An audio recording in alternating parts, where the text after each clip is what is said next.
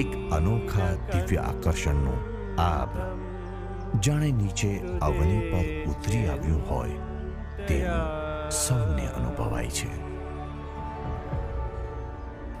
અહીંયા લંડનની અંદર બપોરે જ્યારે બાપા જમ્યા પછી સંતોને કથા વાર્તા કરતા હોય છે.